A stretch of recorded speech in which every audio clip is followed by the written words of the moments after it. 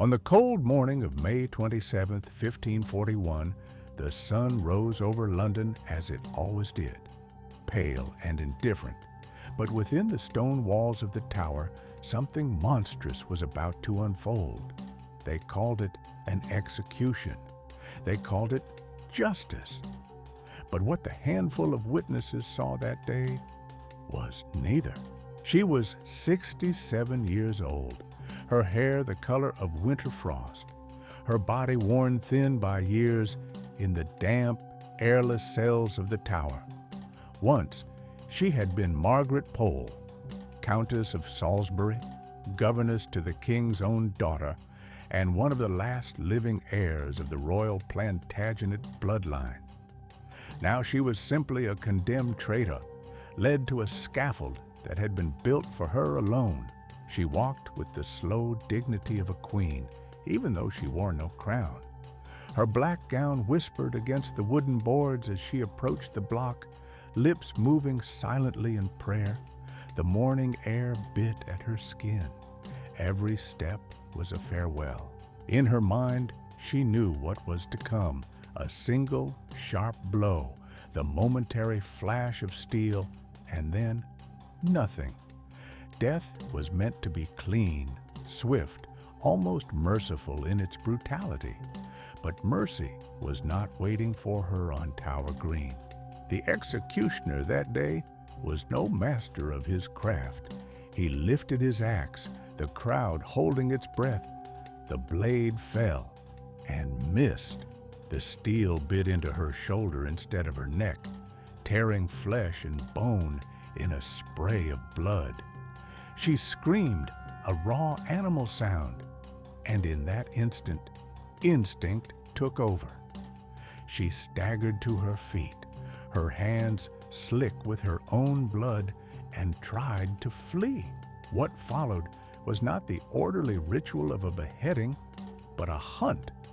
The condemned woman running, the executioner chasing her across the platform, swinging wildly, blow after blow, missing the mark, smashing into her back, her arms, her head. The onlookers stood frozen, some turning away, others gagging as the scaffold became a butcher's block. By the time it was over, Margaret Pole was no longer a body so much as a ruin, hacked apart under the pale light of morning. And somewhere in the royal palace, Henry VIII, the man who had ordered her death, felt no horror, no regret, only satisfaction. This is not just the story of one woman's death. It is the story of how absolute power can strip away not only life, but dignity, turning the machinery of justice into the spectacle of slaughter. Part 1. Bloodline Too Dangerous to Live. Margaret Pole had been born into power. Not the kind of power one earns, but the kind that seeps into the veins at birth. Impossible to erase, impossible to hide. She was Margaret Plantagenet, daughter of George, Duke of Clarence, brother to 2 kings of England. Her childhood was a tapestry woven with coronations, court intrigues, and whispered plots in candlelit corridors. For decades, she had played her role perfectly, loyal to the crown, dutiful to the court, a woman whose dignity was as unshakable as the stone walls of Windsor. She had even been entrusted with the upbringing of the young Princess Mary, Henry VIII's daughter. Few women in England commanded such respect or such quiet influence. But royal favor is as fickle as spring sunlight in England. In Henry's eyes, Margaret's blood was not just noble, it was dangerous. She was one of the last living threads connecting England to the Plantagenet dynasty, the bloodline his Tudor claim had replaced. And that alone was enough to plant the seed of suspicion. The final break came not from Margaret's own deeds, but from the defiance of her son, Reginald Pole. Once a promising courtier, Reginald had fled to the safety of Europe and become one of the king's most bitter enemies. From the pulpits and printing presses of the continent, he denounced Henry's break with Rome, condemned his treatment of Queen Catherine, and called his reforms blasphemy. Henry VIII, a man who could forgive betrayal but never tolerate public humiliation, was furious. He could not reach Reginald, but his mother, she was still in England within his grasp. In the logic of tyranny, blood is not only thicker than water, it is guilt by default. By 1538, the noose had tightened. Margaret was accused of conspiring with her exiled son, of whispering treason in the dark, of harboring loyalty to the old faith. No letters were found, no witnesses came forward, no shred of hard evidence was ever presented. But in Henry's court, truth mattered far less than convenience. In Parliament, a bill of attainder was passed, a death sentence without trial, without defense, without even the courtesy of listing the crimes in full. Margaret Pole, Countess of Salisbury, was guilty because the king said she was guilty. Her execution would not come immediately. Henry preferred his enemies to wait, to feel the slow rot of fear. For nearly 3 years, she remained in the Tower of London, a prisoner not of law, but of royal will. The days bled into each other in that damp, narrow cell, and the woman who had once walked the polished halls of palaces grew frail under the weight of time and stone. Yet she held herself with the same poise she always had. She would die with her honor intact, even if the king intended to strip her of everything else. Part 2. 3 years in the Tower. The Tower of London was not just a prison, it was a tomb that still breathed.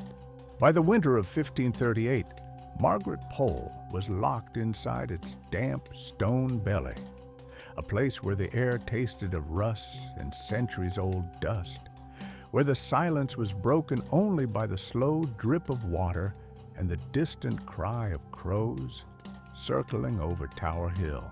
Her cell was narrow, its single window choked by iron bars. The cold crawled up from the floor into her bones and never left. Food came in tin plates, lukewarm and tasteless. Sleep came in shreds, interrupted by the sound of boots in the corridor, the rattle of keys, the heavy slam of doors somewhere deep in the fortress. She was 65 when she first entered those walls, an age when most noble women had long since retreated from courtly life into the safety of estates and prayer. But here, in the Tower, her age was no shield. Time was a weapon.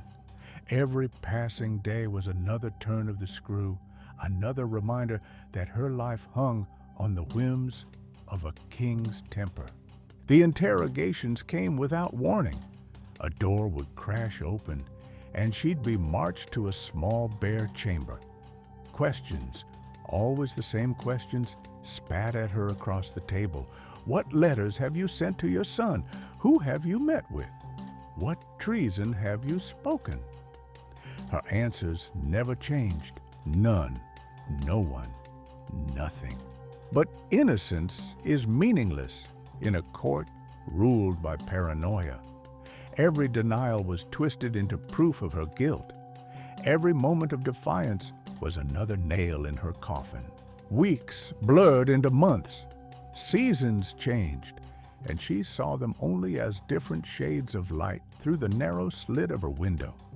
The weak gold of spring, the hard white of winter, the dull gray of London's endless rain.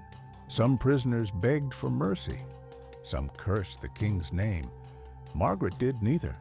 She prayed, she waited, and she understood the truth. She was not being held for trial. She was being kept for the moment when her death would be most useful. Outside her cell, the world shifted. Thomas Cromwell fell from power. Queen Catherine Howard met the block. Catholic uprisings flared and were crushed, and through it all, Henry VIII grew older, heavier, and more convinced that his crown sat on a throne surrounded by enemies. In that climate of fear, the last Plantagenet was a liability too dangerous to keep alive. Her fate was sealed long before the order for her execution was written. She simply did not know how brutally that fate would arrive. Part 3. Dawn on Tower Green, May 27, 1541. The sun had not yet burned through the pale haze that hung over London. From the river, a faint mist curled around the tower's ancient stones, wrapping them in a shroud of white. The city beyond was half asleep, chimneys cold, streets empty. But within these walls, the machinery of death had already begun to turn. The order came quietly, carried in a folded scrap of parchment sealed with the king's authority. There was no need for shouting or ceremony. The men who received it had done this before. Still, a strange gravity weighed on them this morning. They walked with deliberate steps, their faces set, as if speaking aloud might summon something they could not control. Chains rattled softly in the stone corridors. Somewhere, a heavy oak door groaned open on ancient hinges. Margaret Pole had not slept. The night had been spent in whispered prayer, her lips moving over familiar Latin verses, the rosary beads clicking gently in her hands. She had known for weeks that her end was near, but the certainty of it, the knowledge that the day had finally arrived, sat heavy in her chest, pressing on her ribs like an unseen hand.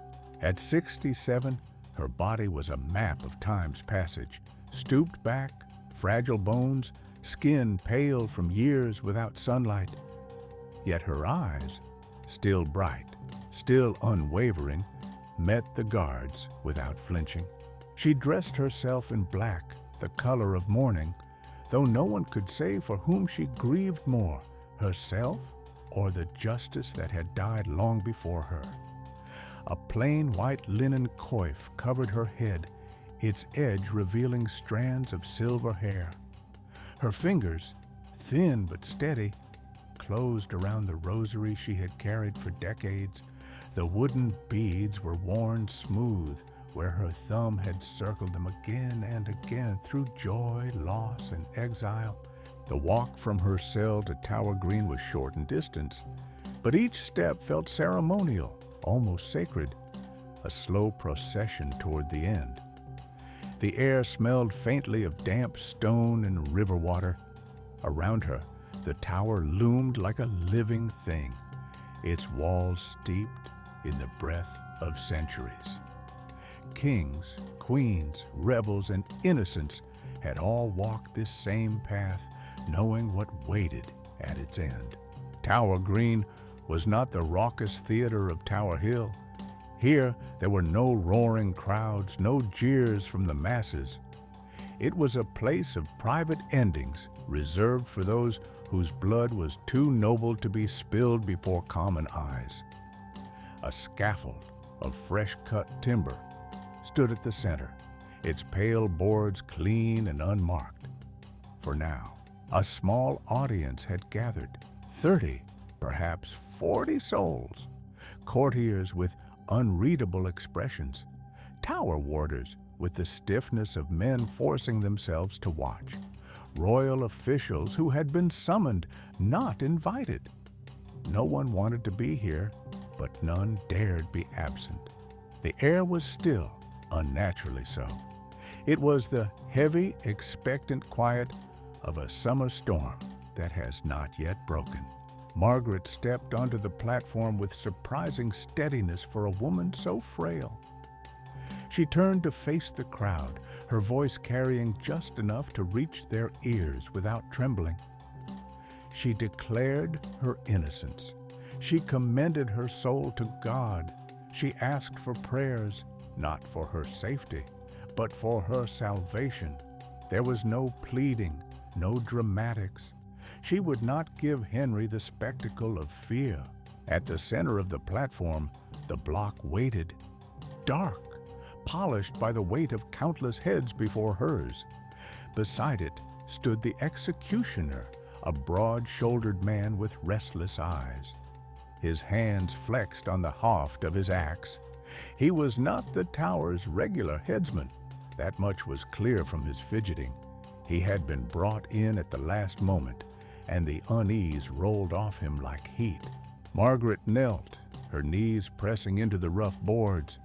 The wood of the block was cold against her cheek, smelling faintly of resin and old blood.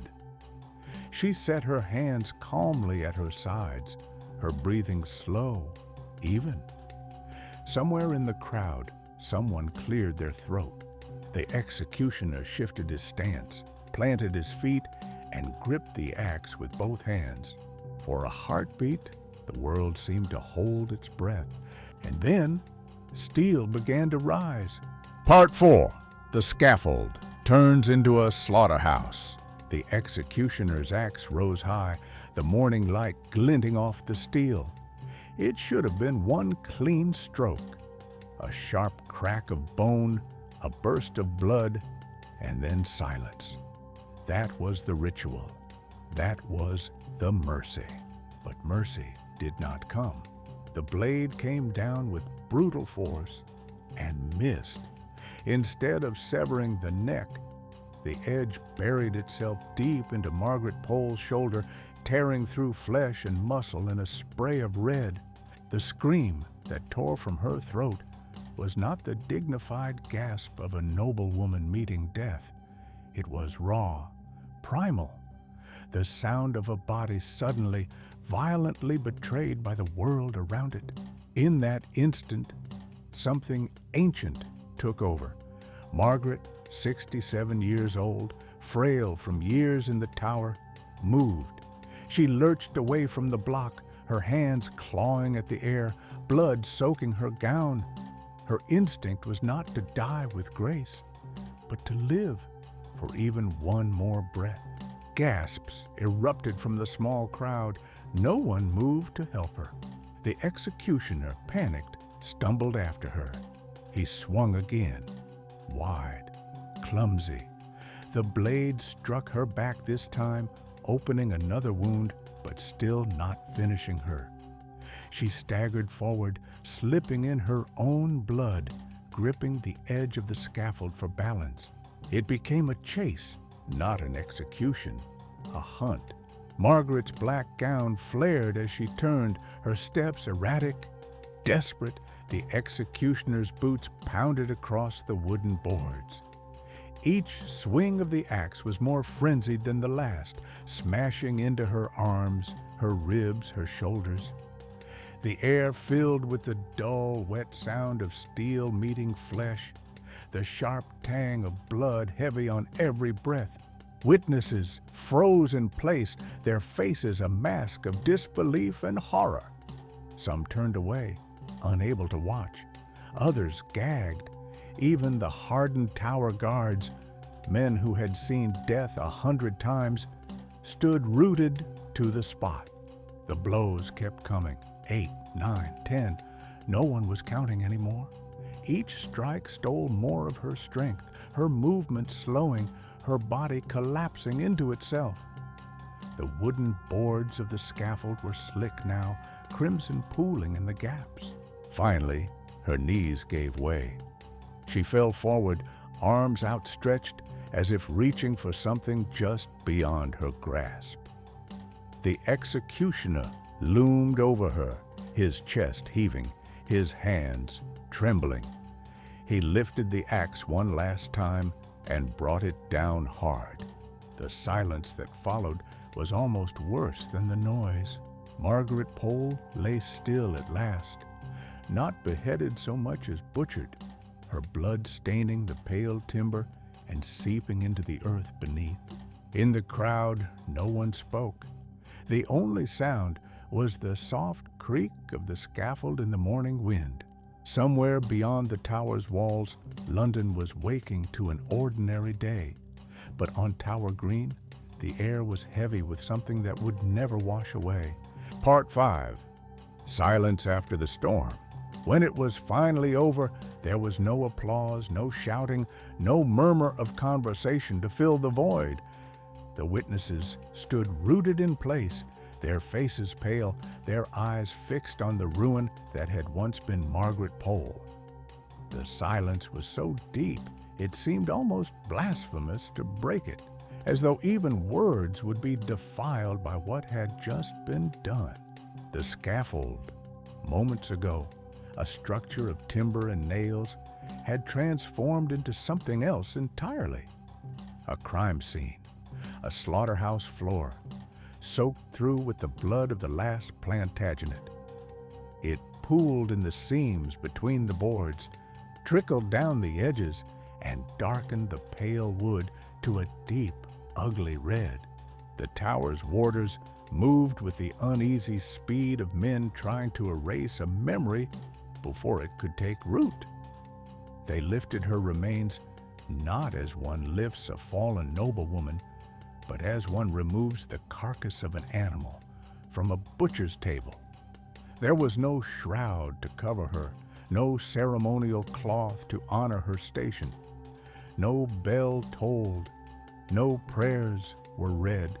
The body was carried down from the scaffold in silence, the wood creaking underfoot, and taken straight to the chapel of St. Peter ad Vincula. There, in the shadow of the fortress walls, she was buried hastily in an unmarked grave. No monument marked the spot, no name carved in stone, just another plot among traitors, thieves, and the forgotten dead. By midday, word of the execution had reached Whitehall Palace. Henry VIII's reaction was devoid of shock, devoid of shame. His only response was the cold satisfaction of a man who had eliminated a perceived threat. The manner of her death did not trouble him. If anything, its brutality served him better. Let them whisper of the horror. Fear was a far more effective weapon than the axe alone. Beyond England's shores, the news traveled quickly, carried by merchants, envoys, and spies. In Rome, Pope Paul III called it what it was: murder, plain and unholy. In the court of the Holy Roman Emperor, Charles V, Margaret's own nephew, the outrage was personal. His fury was said to have shaken the chamber, his words a demand for how one of the most virtuous women in Christendom could be slaughtered like a common criminal. But outrage changes nothing for the dead. In the months that followed, her name was not spoken openly in England. It was whispered, carried quietly between those who dared remember. To the Catholics hiding in the shadows, she was a martyr, a silent banner of resistance against the new order. To Henry's loyalists, she was a warning, her fate etched into the collective memory as proof of what awaited those who stood in the king's way. The scaffold at Tower Green was scrubbed clean. The blood-stained boards were replaced. But those who had stood upon it that morning swore the memory clung to the timber like a ghost, as if the wood itself remembered. In exile, her son Reginald Pole carried the wound in his heart like a second shadow. Years later, when he returned under Queen Mary, he tried to restore his family's honor. Yet no amount of titles or courtly favor could erase the vision of his mother's end, or the fact that her blood had been spilled not for crime, but for politics. Margaret's execution was more than a death. It was the extinguishing of a dynasty, the silencing of an old order, and the triumph of fear over justice. It stripped bare the Tudor throne, revealing it not as the seat of divine right, but as a crown balanced on the knife edge of paranoia, held in place not by law, but by the brute force of one man's will. And perhaps that is why her story endures, because the screams that echoed across Tower Green that morning in 1541 were not merely the death cries of a woman. They were the death cries of an England where bloodlines once bound the crown to mercy, an England that would never return. The silence that followed was not peace. It was the sound of a nation learning with terrible clarity that mercy had no place left to hide.